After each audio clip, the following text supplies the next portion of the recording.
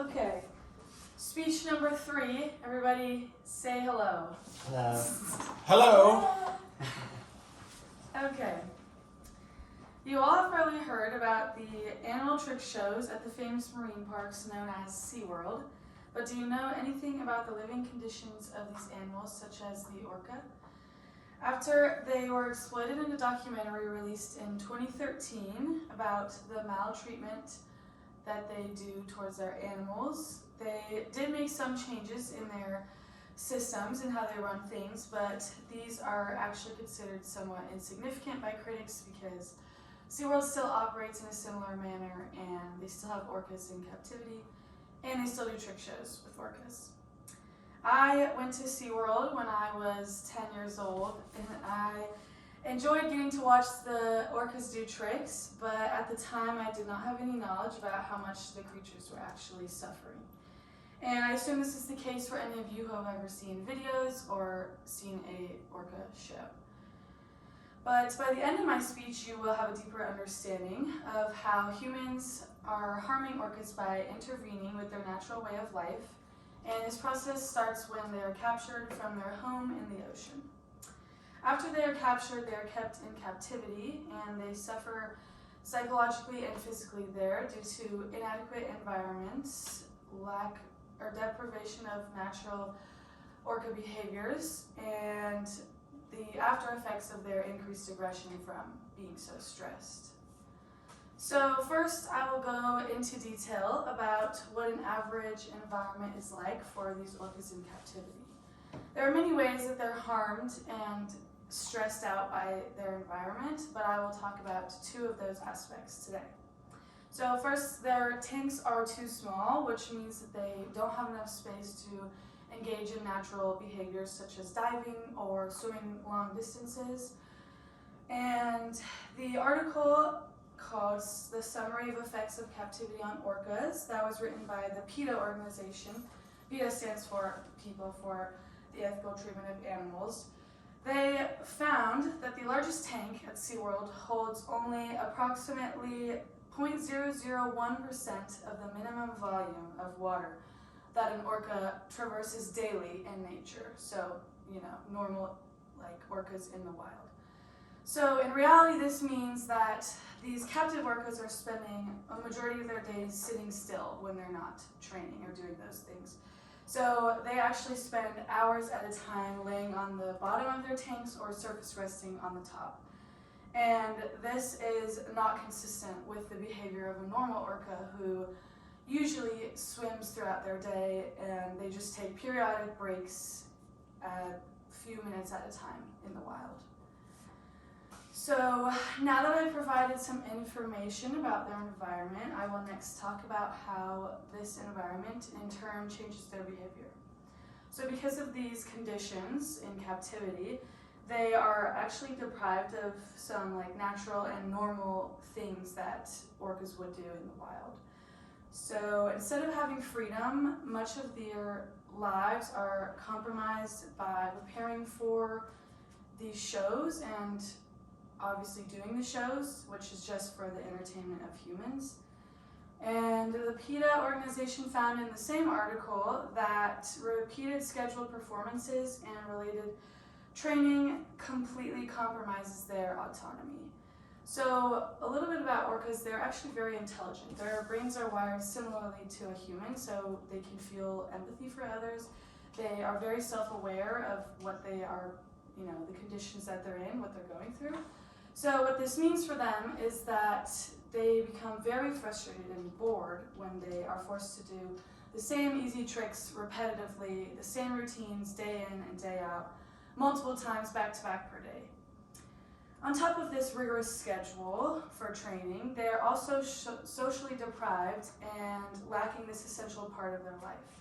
So again, from the PETA article, wild orcas in the ocean live in an average group size of 12, and they actually stay with those same orcas their whole lives. So they don't like to split up their groups.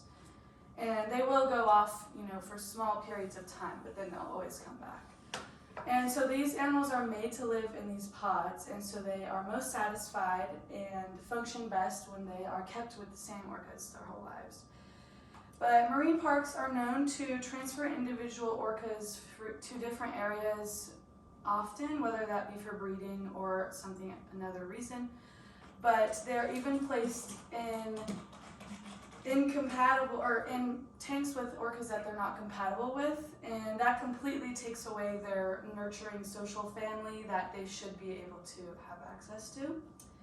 Another thing is that the marine parks take the calf or baby away from their mother long before they would be separated in the ocean, if at all. A lot of babies and moms actually stay together in their pods like their whole lives.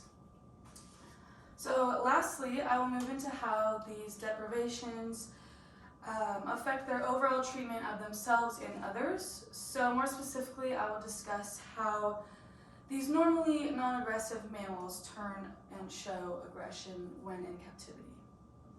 So these orcas can be dangerous to humans in captivity, and humans as in trainers and people that are in close proximity with them. On March 2nd of 2022, the One Green Planet organization wrote an article, and they stated that at least 3 trainers have been killed by captive orcas, and SeaWorld has had over 100 incidents involving injury to humans from the orcas being aggressive. And so this actually does harm the orcas because their freedom is limited after these altercations occur, because they have to take measures to keep the humans safe, and so they're further isolated, and that's just more damaging to them psychologically. Unfortunately, this aggression does not stop with humans. They also exhibit this aggression to other orcas and themselves. So in the wild, when a conflict arises, they can take space from each other, and that's what they normally would do, but they don't have that space to do that in captivity. So they end up charging at each other or biting each other, which again, they usually separate the orcas at that point that are fighting. And their separations are actually divided by steel gates, and the PETA organization says that they suffer severe dental pain and broken teeth when they repetitively bite on these gates because of stress or frustration, or even just like trying to get to another orca. So due to the fact that orcas in the ocean are not normally aggressive, it is clear that the main indication for this increase in aggression is because of the conditions that they live in captivity.